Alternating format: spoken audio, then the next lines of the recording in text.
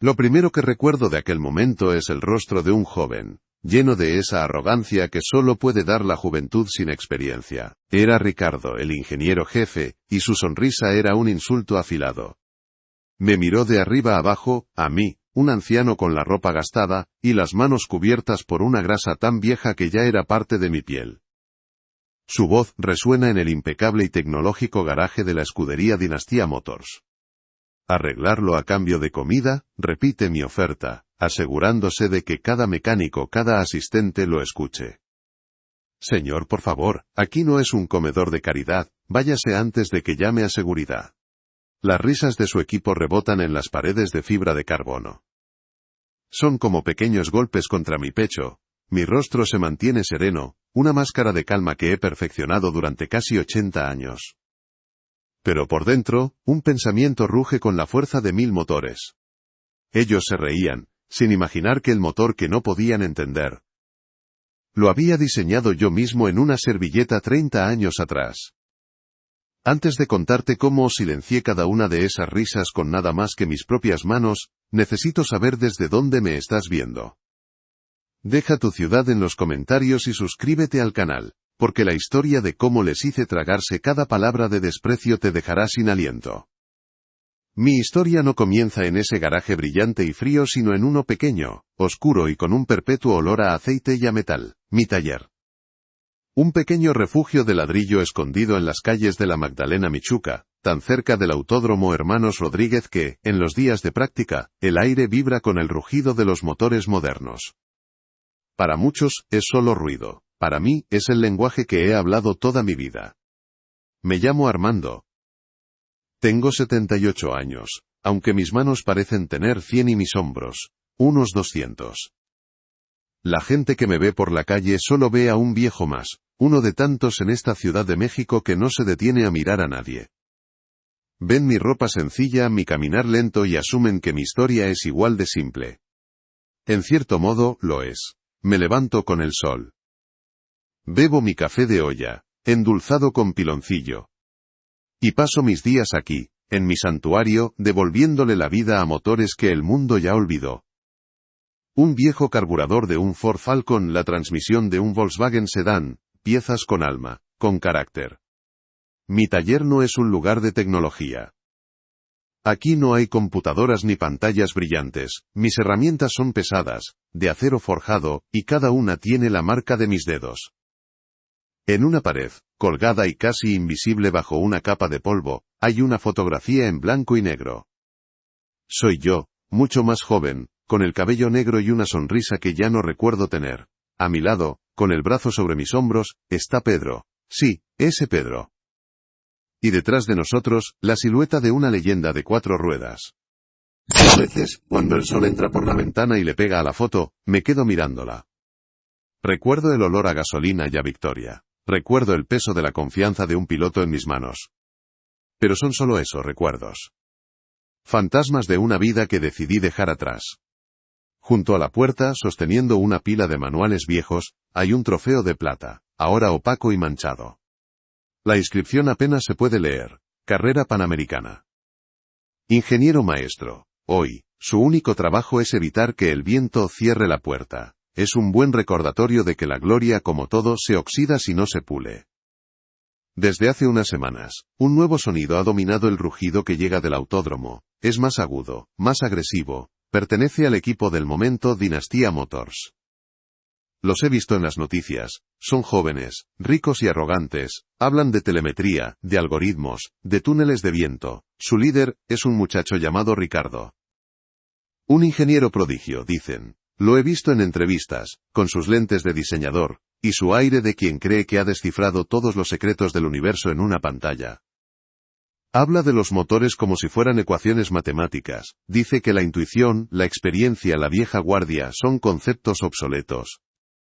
Para él, un motor no tiene corazón, solo tiene componentes que deben obedecer a sus datos, y es por eso que yo, desde la distancia, ya sabía que estaban en problemas. Porque esa mañana, el sonido de su motor no era limpio.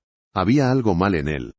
Una pequeña tos, una vibración casi imperceptible para un oído normal, pero para mí, era un grito de auxilio. Era una nota discordante en una sinfonía que yo conocía de memoria. Y no pude ignorarlo. No era por ellos, no era por su arrogancia, era por el motor. Una máquina tan perfecta no merecía sufrir en manos de quienes no sabían escucharla. Así que cerré mi taller, me limpié las manos lo mejor que pude en un trapo viejo, y caminé hacia el autódromo. No llevaba nada más que las herramientas que siempre han estado conmigo, mis oídos, mis manos, y una vida entera de secretos guardados bajo el capó. No sabía que estaba caminando directamente hacia la humillación, solo sabía que un motor me estaba llamando.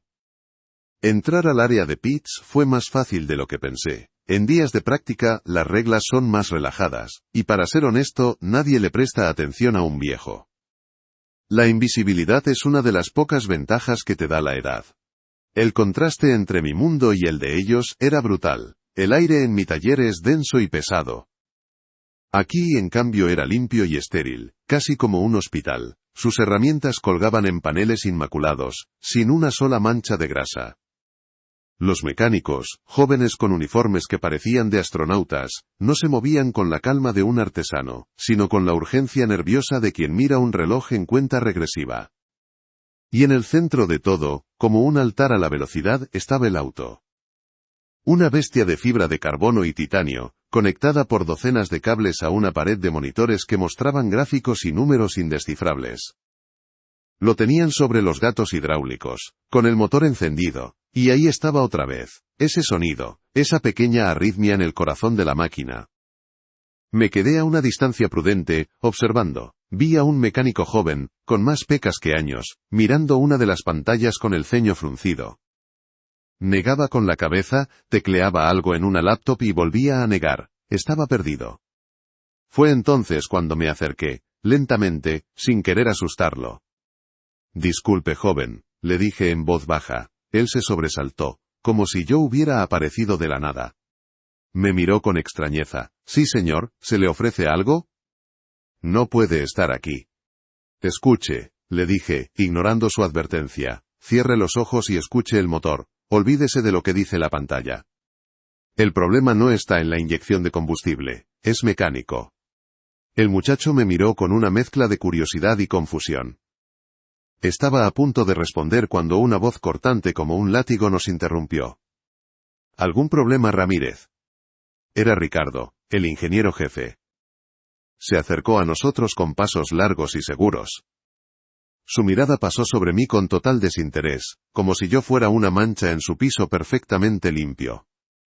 Ninguno, jefe, balbuceó el joven. Este señor solo decía algo sobre el motor. Ricardo finalmente posó sus ojos en mí. No había hostilidad sino algo peor. Una condescendencia divertida, como la que se le tiene a un niño que dice una ocurrencia. Ah, sí, dijo con una sonrisa falsa. ¿Y qué nos dice el experto? ¿Qué secreto nos revela?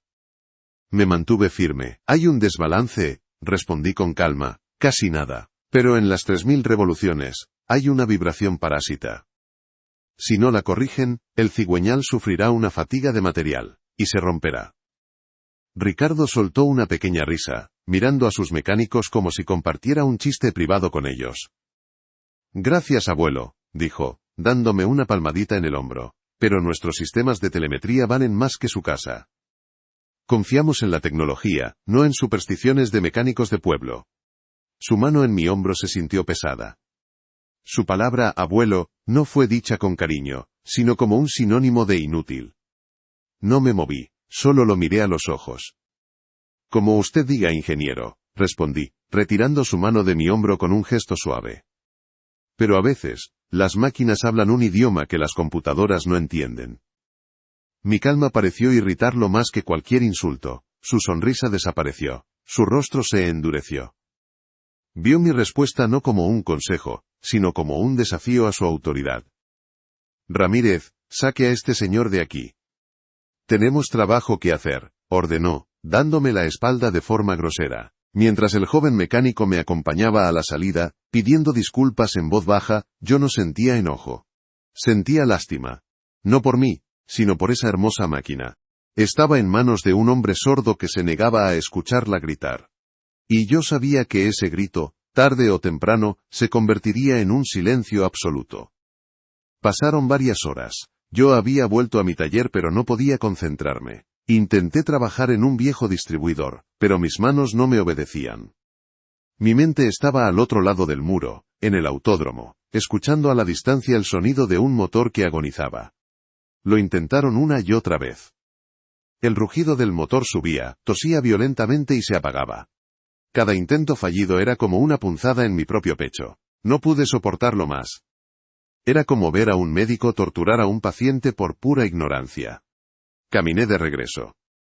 Esta vez, el ambiente en el garaje de Dynastia Motors era completamente diferente. La arrogancia se había evaporado, reemplazada por un pánico denso y palpable. Faltaba menos de una hora para la carrera de clasificación, y su autoestrella era una pieza de museo inerte. Había más gente ahora. Periodistas con cámaras y micrófonos, como buitres esperando la carroña.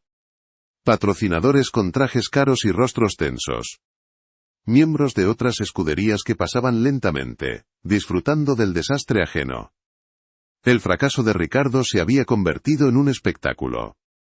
Y él estaba en el centro de todo, con el rostro rojo de ira y frustración. Le gritaba a sus mecánicos, que corrían de un lado a otro sin saber qué hacer. Su mundo de datos perfectos y simulaciones infalibles, se había derrumbado a su alrededor. Atravesé el pequeño tumulto, una isla de calma en su océano de caos. Me paré frente a él. Ingeniero, dije, mi voz sonó tranquila pero firme. Él se giró, sus ojos inyectados en sangre. ¿Usted otra vez? Le dije que se largara, ¿no ve que estamos ocupados? La máquina va a morir, le dije, ignorando su furia. Déjeme ayudar. Ricardo me miró fijamente. Por un segundo, vi un destello de pura desesperación en sus ojos. Pero desapareció tan rápido como llegó, reemplazado por una crueldad nacida de la humillación que estaba sintiendo. Necesitaba un chivo expiatorio. Alguien a quien culpar, a quien rebajar para él sentirse más grande. Y ese alguien era yo. Se rió, una risa fea, rota. ¿Ayudar, usted? ¿Qué va a hacer? Rezarle para que se arregle. Fue entonces, cuando dije las palabras que lo cambiarían todo. Palabras que no nacieron de la lógica, sino de un impulso simple y honesto. No tengo dinero, no quiero su dinero, dije suavemente, pero tengo hambre.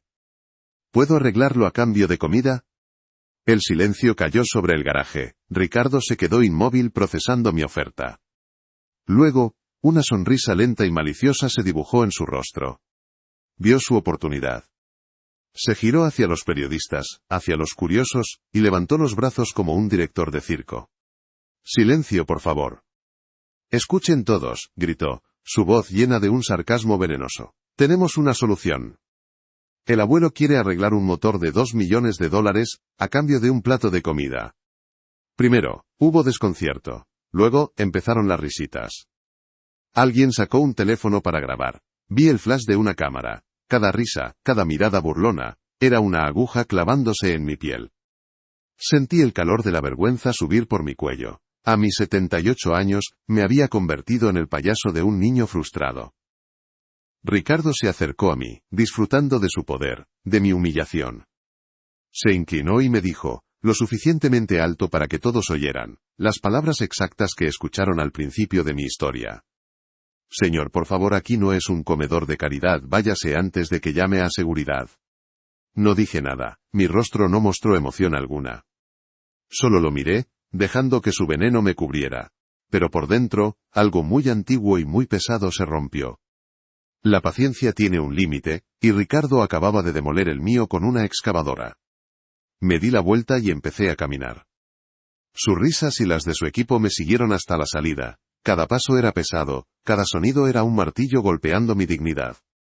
No sabían que su risa no era un final. Era el sonido del motor de mi propia furia, arrancando después de 30 años de silencio. El camino de regreso a mi taller fue un túnel silencioso en medio del ruido de la ciudad. Los claxones de los autos, los gritos de los vendedores, el murmullo de la gente, todo me llegaba como un eco lejano, amortiguado por la tormenta que se desataba dentro de mí. Las risas de esos jóvenes todavía resonaban en mis oídos. La palabra abuelo era como una espina. La oferta de un plato de comida, repetida como un chiste cruel, se sentía como una mancha en mi honor. Entré en mi taller, y cerré la pesada puerta de metal. El sonido del cerrojo al cerrarse fue el único ruido en el mundo. Aquí dentro, en mi santuario, la humillación me golpeó con toda su fuerza. Me senté en mi viejo banco de trabajo, el mismo que ha soportado el peso de motores y de mis propias dudas durante 50 años. Apoyé los codos sobre la madera gastada y me tomé la cabeza con las manos. Esperaba sentir lágrimas, un nudo en la garganta, la fragilidad de un hombre viejo al que el mundo le ha faltado al respeto. Pero no llegó nada de eso. Lo que sentí fue algo muy diferente, fue como ver una gota de agua helada caer sobre una placa de metal al rojo vivo. No hubo un estallido sino un siseo. Un sonido lento y profundo. Era el sonido de mi dolor evaporándose dejando atrás algo duro, frío y perfectamente afilado. La vergüenza se convirtió en claridad. La tristeza, en una calma glacial, y la humillación se transformó en una determinación de hierro. Ya no se trataba de mí. Ni siquiera se trataba de Ricardo y su arrogancia, se trataba del orden de las cosas, se trataba del respeto que se le debe a una vida de trabajo. Se trataba del alma de las máquinas, que esos niños con sus computadoras se negaban a ver. Pensé en Pedro, en Ricardo. En los gigantes con los que tuve el honor de caminar. Hombres que ponían su vida en manos de un auto que yo había ajustado con mis propias manos y mi instinto. ¿Qué dirían ellos si me vieran permitir que su legado fuera tratado como la basura de un viejo? No, el límite se había cruzado, la lección tenía que ser impartida. Y no había nadie más en el mundo que pudiera darla. Me levanté del banco, mi espalda ya no se sentía tan curvada, mis hombros no pesaban tanto. Caminé hacia el rincón más oscuro y olvidado del taller, un lugar cubierto por una lona pesada y polvorienta. Tiré de la lona. El polvo de 30 años se levantó en el aire, bailando en el único rayo de sol que se filtraba por el techo. Debajo, había un baúl de herramientas. No como los que uso todos los días. Era de madera noble, reforzado con acero, con 2 cerrojos de latón que habían perdido su brillo. Mis dedos temblaron un poco al buscar la llave en el bolsillo secreto de mi overol. El sonido de los cerrojos al abrirse fue como un trueno en el silencio. Levanté la tapa. El olor a cuero y aceite preservado llenó el aire. Dentro, sobre un forro de terciopelo rojo, descansaban mis verdaderas herramientas. No estaban sucias ni gastadas. Estaban prístinas, cada una en su lugar. Eran piezas de cirugía fabricadas por mí mismo, para un tipo de paciente muy especial. Y en el interior de la tapa, grabadas en una pequeña placa de plata, estaban las iniciales que el mundo del automovilismo había olvidado. A.V. El maestro. En ese momento, el viejo Armando, el que arreglaba motores a cambio de unas monedas, desapareció. Era hora de recordarles a todos quién era yo en realidad. La noche cayó sobre la Ciudad de México, pero en mi taller, una sola luz permanecía encendida. No era una noche para dormir, era una noche para recordar, y para preparar. El baúl de El Maestro estaba abierto sobre mi mesa de trabajo. Saqué las herramientas una por una, con la reverencia de un sacerdote preparando sus objetos sagrados. Cada una de ellas tenía una historia. Un estroboscopio que usé para calibrar el motor de los hermanos Rodríguez. Un vacuómetro que yo mismo construí para detectar fugas que ninguna máquina podía encontrar. Esto no era un arsenal de fuerza bruta, era un juego de instrumentos de precisión, diseñados para escuchar, para sentir, para diagnosticar. De entre todas, seleccioné una, no era la más grande ni la más brillante. Era una simple varilla de acero pulido, con una punta fina en un extremo y un pequeño disco cóncavo en el otro, como un estetoscopio de médico. Una herramienta que yo mismo inventé hacía 40 años para sentir las vibraciones internas de un motor en funcionamiento, para escuchar sus secretos. La limpié con un paño suave hasta que brilló bajo la luz de la bombilla. Esta sería mi única arma. Luego, pasé a la segunda parte de mi plan. No podía simplemente aparecer allí. Necesitaba que los ojos correctos estuvieran mirando en el momento preciso. De un viejo cajón de madera saqué una libreta de piel, con las páginas amarillas y las esquinas gastadas. Hojeé los nombres, fantasmas de un pasado glorioso, hasta que encontré el que buscaba. Un número de teléfono que no había marcado en más de 20 años. Usé el viejo teléfono negro de disco que tengo en la pared. El sonido de los números al girar era extrañamente reconfortante. Esperé, escuchando el tono de la llamada, preguntándome si la persona al otro lado seguiría viva, si se acordaría de mí. Bueno, respondió una voz rasposa, gastada por el tabaco y los gritos en las cabinas de transmisión. Chucho, ¿eres tú?, pregunté. Hubo un silencio. ¿Quién habla? Soy un viejo amigo. Alguien que te ayudó a encontrar las palabras correctas para describir la victoria en Le Mans en el 70, dije. El silencio al otro lado de la línea fue aún más profundo. Luego, un susurro ahogado. Maestro, Armando, es usted, por Dios, creí que estaba muerto. Casi lo estaba, Chucho, casi, respondí. Escúchame, necesito un favor. No, necesito que seas testigo. Lo que sea, maestro, lo que usted pida. Mañana es el día de la carrera, le expliqué, y el auto de Dinastía Motors va a fallar de forma catastrófica.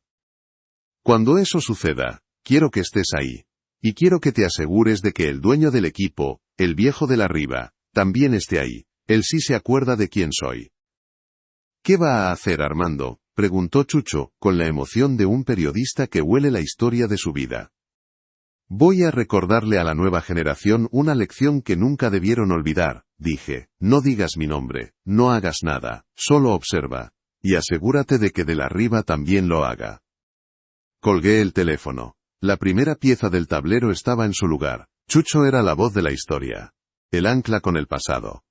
Él se encargaría de que mi regreso no fuera un acto anónimo. Pasé el resto de la noche, con mi vieja varilla de acero en la mano, sintiendo su peso familiar. No revisé manuales. No consulté diagramas. Solo cerré los ojos y escuché en mi memoria el sonido enfermo de aquel motor. El plan estaba trazado, no era un plan de venganza, sino de justicia. De una justicia poética, precisa y sobre todo ruidosa. El sol estaba a punto de salir. Para el equipo Dinastía Motors, sería el amanecer de su día más oscuro. Para mí, era simplemente la hora de volver al trabajo. El día de la carrera amaneció con un cielo azul y despejado sobre la Ciudad de México. El Autódromo Hermano Rodríguez era un hervidero de pasión. El olor a llanta quemada se mezclaba con el de los tacos de canasta. El rugido de los motores de calentamiento era la música de un domingo de gloria o de desastre. Desde la distancia, yo podía sentir la tensión. Era una energía casi eléctrica. En el garaje de Dinastía Motors, reinaba una frágil confianza. Durante la noche, los ingenieros habían encontrado lo que creían ser la solución. Un parche en el software. Un ajuste en los parámetros de la mezcla de combustible. Una solución digital para un problema que tenía alma y huesos de metal.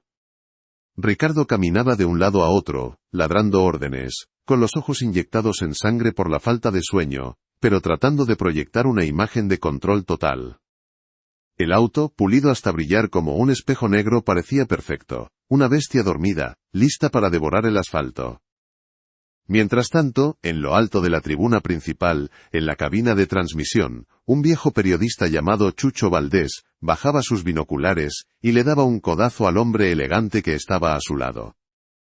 Era el señor de la Riva, dueño de la escudería, un hombre de la vieja escuela que había heredado un imperio, y ahora confiaba ciegamente en la nueva tecnología.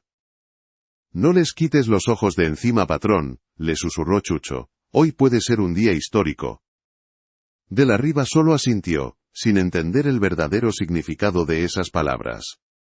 Llegó el momento. Los autos fueron llamados a la pista para la vuelta de formación. El motor del Dinastía Motors arrancó con un rugido que hizo vibrar el suelo. Sonaba potente, limpio. Ricardo se permitió una pequeña sonrisa de alivio y triunfo. Miró a su alrededor como diciendo: ven, yo tenía el control. El auto salió del pit lane y entró a la pista. Recorrió los primeros 100 metros. 200. El sonido era impecable. Y entonces, sucedió. Justo al entrar en la recta principal, frente a la tribuna llena, no hubo una explosión. Fue algo peor. Algo más íntimo y brutal. Se escuchó un clac metálico, seco y limpio como el sonido de un hueso al romperse. Inmediatamente después, un chillido agudo, el grito del metal siendo torturado, y luego un silencio absoluto y pesado. El auto siguió avanzando por inercia, impotente, mientras una columna de humo blanco y denso, el fantasma del motor, se elevaba hacia el cielo azul. Quedó varado en medio de la pista, un monumento de $2 millones a la arrogancia. La televisión es cruel. La cámara principal, que seguía al auto, se quedó enfocada en el desastre. Y una secundaria, en el garaje, hizo un close-up al rostro de Ricardo. Su sonrisa de triunfo se había congelado, y luego se derritió en una máscara de horror puro. El caos estalló en su garaje. Los mecánicos se arrancaron los audífonos y los azotaron contra el suelo. Las pantallas que antes mostraban datos de esperanza, ahora parpadeaban en rojo con una sola palabra: falla catastrófica. Su amada tecnología solo servía para confirmar, en alta definición, que habían fracasado. En ese momento, vi al señor de la Riva bajar de la tribuna como un toro furioso. No caminaba, marchaba, entró al garaje apartando a quien se interpusiera en su camino. Los periodistas se arremolinaron, sintiendo la sangre. Se paró a centímetros de la cara de Ricardo. Su voz, acostumbrada a dar órdenes en salas de juntas, era un trueno contenido. «Explícame esto, Ricardo», siseó, su rostro congestionado por la furia. «Me juraste que estaba solucionado. Todo mi dinero, mi reputación, hechos humo en medio de la pista para que el mundo entero se burle de mí». Ricardo temblaba, incapaz de articular una sola palabra. «¿Estás acabado?», rugió de la Riva. «Tú y tus computadoras, acabados». Ricardo se quedó ahí, de pie, en medio de su fracaso, humillado frente a su equipo, frente a la prensa, frente a su jefe. Estaba de rodillas, aunque sus piernas todavía lo sostenían. El escenario por fin estaba perfectamente preparado. La crisis había llegado a su punto más alto. Y la única solución posible estaba a punto de cruzar la puerta. En medio de aquel infierno de gritos y acusaciones, la puerta del garaje se abrió. Y entré yo. Caminaba despacio, con mi paso lento de siempre, pero esta vez, había un peso en mis hombros que no era el de la edad, sino el de la intención. El ruido a mi alrededor pareció disminuir. El caos se abrió a mi paso, como el mar, ante un profeta. Era el hombre invisible, convertido de repente en el centro de todas las miradas. Un guardia de seguridad intentó detenerme, pero una voz de trueno lo congeló. «Déjelo pasar», gritó el señor de la Riva. Había visto el gesto sutil que Chucho Valdés le hacía desde un monitor, un gesto que solo ellos dos entendían. Ignoré a Ricardo, cuyo rostro era un poema de humillación. Ignoré a los mecánicos derrotados. Caminé directamente hacia el dueño del imperio caído, el señor de la Riva. No dije una palabra. Simplemente me paré frente a él y levanté la única herramienta que había traído conmigo, la varilla de acero pulido, mi estetoscopio. Ricardo, al verme, tuvo un último espasmo de arrogancia, la sacudida final de un animal acorralado. «No puede ser», gritó, con la voz rota por la histeria. «¿Va a arreglarlo con un palo de metal? Seguridad. Les dije que sacaran a este viejo de aquí. Ahora». Pero de la Riva lo silenció con una mirada tan fría que congeló el aire. «Cállate la boca, Ricardo. Ya hiciste suficiente». Se giró hacia mí. Sus ojos, los de un hombre de negocios implacable, me estudiaron con una nueva intensidad. Había un rastro de memoria en ellos, una duda que Chucho había plantado. «¿Qué es lo que quiere?», preguntó. Mi respuesta fue suave pero resonó en todo el garaje, lo mismo que le ofrecía su empleado, un plato de comida.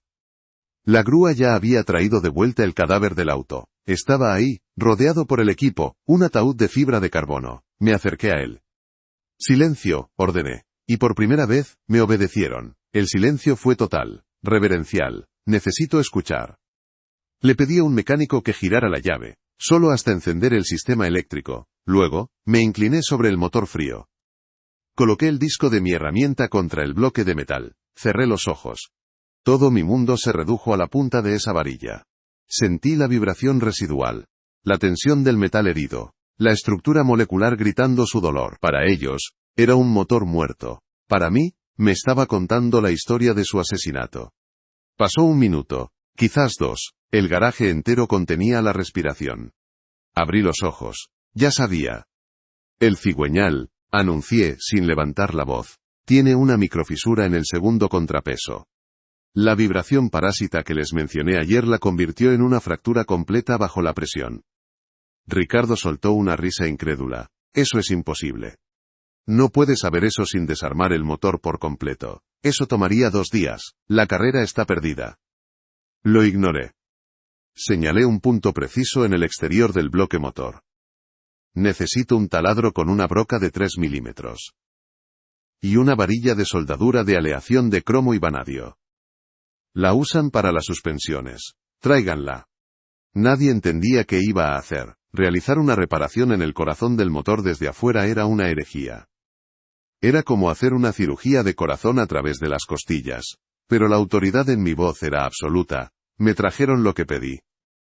Entonces, bajo la mirada atónita de todos, realicé mi truco de magia. Perforé en un ángulo preciso, no para llegar al cigüeñal, sino a un conducto de lubricación cercano. Luego, con la varilla de soldadura y una técnica que nadie había visto en 50 años, creé un puente, un soporte externo que anularía la vibración, y mantendría la pieza rota en su lugar el tiempo suficiente. No era una cura, era un milagro de primeros auxilios. Mientras trabajaba vi al señor de la riba observando mis manos, vi la memoria florecer en su rostro.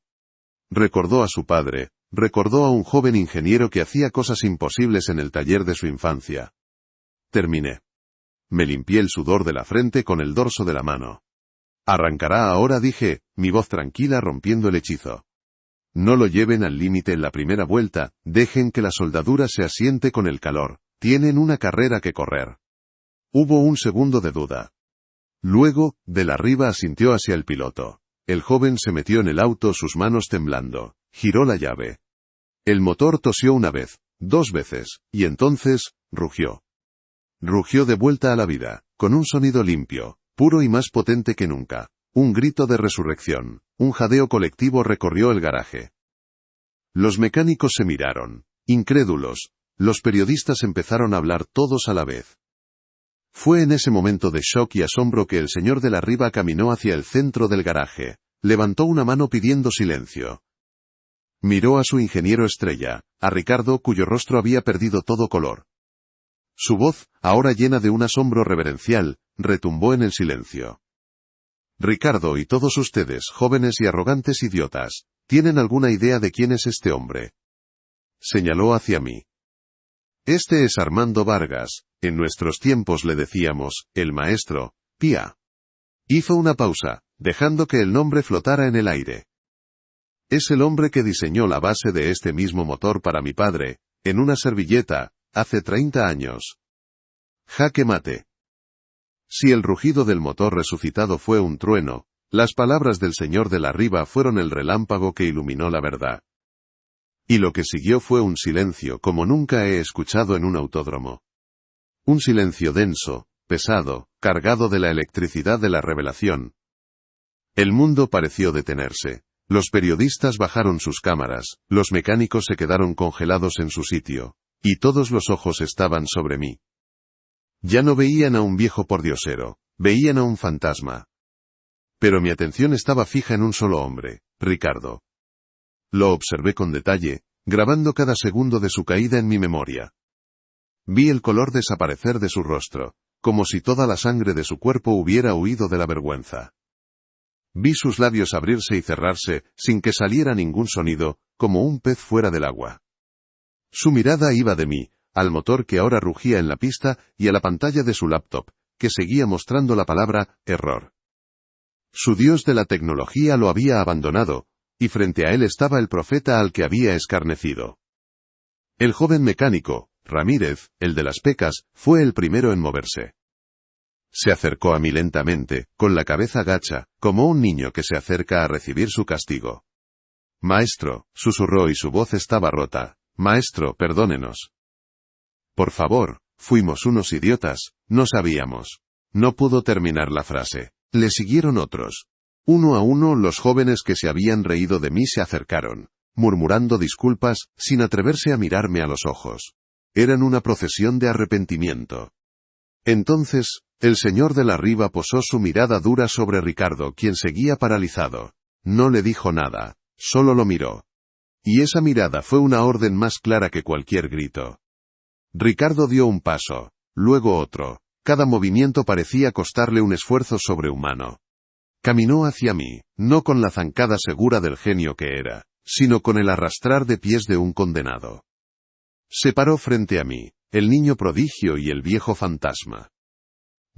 Empezó, pero su voz se quebró. Tragó saliva, intentando de nuevo. Señor Vargas, maestro. El título se atoró en su garganta. Un nudo de orgullo y humillación. No tenía idea. Las cosas que dije, mi comportamiento, fui un arrogante, un necio. Un completo idiota. Levantó la vista por un segundo, y vi en sus ojos no solo vergüenza, sino el terror de un hombre que se da cuenta de que ha construido toda su vida sobre cimientos de arena. No hay excusa, continuó su voz apenas un susurro. Lo siento, de verdad lo siento. Y entonces, hice lo único que podía hacer para que la lección fuera inolvidable. No dije nada. Me quedé mirándolo, fijamente, sin parpadear. No había ira en mis ojos, no había satisfacción. Solo el peso de 80 años de vida, de trabajo, de respeto. Dejé que mi silencio llenara cada rincón del garaje. Dejé que se estirara, segundo a segundo, volviéndose más y más pesado. Dejé que él se cocinara en el jugo de su propia vergüenza. Dejé que el recuerdo de sus risas, de su desprecio, lo devorara desde adentro. Era su castigo, y era autoinfligido. En el fondo se escuchaba el sonido de la carrera que ya había comenzado. El motor que yo había revivido pasaba frente a los pits cada 2 minutos, un rugido triunfante que era un recordatorio constante de mi victoria y de su fracaso. El equipo debería estar trabajando, cronometrando, preparando la parada en pits. Pero nadie se movía. El mundo entero esperaba mi veredicto. Después de una eternidad contenida en 1 minuto, incliné la cabeza. Un gesto mínimo, casi imperceptible. No fue un gesto de perdón, fue un gesto de reconocimiento. He escuchado tus palabras, decía mi silencio. Ahora, vive con tus acciones. Me di la vuelta dándole la espalda a Ricardo y a su patético arrepentimiento. Caminé hacia la salida del garaje, mi paso lento de siempre. El plato de comida ya no importaba. Acababa de servirles un banquete de humildad. Y sabía que tardarían toda una vida en digerirlo. La carrera terminó. Contra todo pronóstico, y gracias a un piloto que condujo con el alma, el auto de Dinastía Motors consiguió un lugar en el podio. Un milagro nacido de una soldadura imposible. La euforia en el garaje fue breve, reemplazada rápidamente por una atmósfera pesada, solemne. Habían ganado, pero todos sabían a qué costo. ¿Y gracias a quién? Yo no me había ido. Esperaba en la oficina del señor de la Riva, una habitación de lujo con vistas a la pista, bebiendo lentamente un vaso de agua. Él estaba a mi lado, en silencio, mostrando un respeto que no había visto en él en 30 años. La puerta se abrió. Todo el equipo de ingenieros, con Ricardo al frente, entró a la oficina. Entraron en silencio, con los hombros caídos y la mirada en el suelo. Ya no eran los jóvenes conquistadores del mundo, eran alumnos frente al director, esperando su sentencia. Dejé que el silencio se asentara por un momento. Luego, por primera vez desde mi humillación, les dirigí la palabra. Mi voz era tranquila, sin rastro de ira. La voz de un maestro, no la de una víctima. Ustedes ven números en sus pantallas, comencé, mirando a cada uno de ellos. Escuchan los datos que les gritan sus sensores. Creen que un motor es una suma de sus partes, una ecuación fría que debe ser resuelta. Hice una pausa. Yo escucho un corazón. Un motor tiene vida. Tiene un ritmo, tiene un carácter, nace con un alma, que le da el hombre que lo diseña, y lo ensambla con sus propias manos, y esa alma no se puede medir con telemetría. Fijé mi mirada en Ricardo. Yo no vine aquí a buscar trabajo, tampoco vine a pedir comida. Vine porque una de mis creaciones estaba gritando de dolor, y ustedes eran demasiado sordos y demasiado orgullosos para escucharla. Hace más de 30 años, el padre del señor de la Riva y yo, diseñamos la base de ese motor. Lo dibujamos en servilletas, en una cantina, soñando con la perfección. Puse una parte de mi vida en ese diseño. Cuando ustedes lo trataron como una máquina estúpida, cuando se burlaron de su dolor, no me estaban faltando el respeto a mí. Se lo estaban faltando a él, a su alma. Me levanté y caminé lentamente frente a ellos. La tecnología es una herramienta maravillosa, continué. Yo amo la tecnología que avanza. Pero es solo eso, una herramienta, como un martillo. Puedes usarlo para construir la casa más hermosa, o para romperle los huesos a un hombre inocente. Su tecnología los hizo poderosos, pero también los hizo perezosos. Y lo que es peor, los hizo arrogantes. Y la arrogancia, jóvenes, es el peor tipo de sordera que existe. Llegué al final de mi sermón, el punto final. La lección que quería dejar grabada en sus mentes jóvenes. El respeto no es para los viejos, no es para los que tienen títulos o dinero en el banco.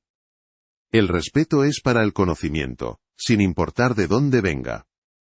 Puede venir de un libro, de una computadora de última generación, o de las manos sucias y agrietadas de un hombre que ha pasado casi 80 años de su vida aprendiendo a escuchar lo que el metal tiene que decir. Me detuve frente a Ricardo. El día que ustedes entiendan eso, el día que aprendan a escuchar con humildad, ese día se convertirán en verdaderos ingenieros. Hasta entonces, concluí, mi voz bajando a un susurro final, solo son niños con juguetes muy caros. Sin decir más, le di un respetuoso asentimiento de cabeza al señor de la riba y caminé hacia la puerta. Dejé atrás un silencio tan profundo, que se podían escuchar los engranajes girando en las mentes de aquellos jóvenes. La lección había sido impartida. Han pasado 6 meses desde aquel día. La temporada de carreras terminó. El eco de los motores se ha calmado y un tipo diferente de sonido llena el aire de mi pequeño taller en la Magdalena Michuca. El mundo de Dinastía Motors cambió para siempre. El señor de la riba, fiel a su palabra y a la memoria de su padre, no despidió a Ricardo. Eso habría sido demasiado fácil. En cambio le ofreció una elección, el despido y la desgracia, o la oportunidad de aprender de verdad. Ahora, 2 veces por semana, el prodigioso ingeniero jefe deja su computadora y su impecable garaje para venir a mi taller. Llega con ropa de trabajo, no con su uniforme de astronauta, y pasa horas conmigo, en silencio, aprendiendo a sentir el metal con sus manos, no con un sensor. Está aprendiendo a escuchar, su arrogancia se ha desvanecido, reemplazada por una curiosidad humilde. Y, aunque nunca lo admitiría, se está convirtiendo en un ingeniero 10 veces mejor de lo que era. La escudería también cambió. Crearon un programa que llaman la Cátedra de Mecánica Maestra, traen a viejos mecánicos leyendas olvidadas como yo, para que enseñen a los jóvenes. Han entendido que la tecnología y la experiencia no son enemigas, sino que son las 2 alas que se necesitan para volar realmente alto. Y están ganando más carreras que nunca. Yo no volví a las pistas. Mi tiempo de gloria y de ruido ya pasó. Rechacé la oferta del señor de la riba de un gran sueldo y una oficina de lujo. Mi lugar está aquí, en mi santuario. Pero ya no es un lugar de retiro solitario. Se ha convertido en una escuela. Una embajada de un mundo que se niega a morir. Encuentro una paz que no sabía que había perdido. No en la fama recuperada, sino en el acto de pasar mi conocimiento a la siguiente generación. Mi legado no estará en un trofeo oxidado que detiene una puerta, sino en las manos y en las mentes de los jóvenes que ahora saben que el corazón de un motor es más importante que sus caballos de fuerza. Justo ahora Ricardo está aquí, estamos inclinados sobre el motor de un viejo Alfa Romeo de los años 60. La simulación dice que el punto de ignición debería estar 2 grados más avanzado, maestro, me dice, mostrándome una gráfica en su tableta. Yo sonrío. Tomo su mano, la que antes solo sabía teclear, y la pongo sobre el metal frío del distribuidor. Olvida la simulación por un momento, muchacho, le digo en voz baja. Cierra los ojos, siente el juego que tiene el eje, ¿lo sientes? Es casi nada, una pequeña imperfección, eso no te lo dirá ninguna computadora. Él cierra los ojos.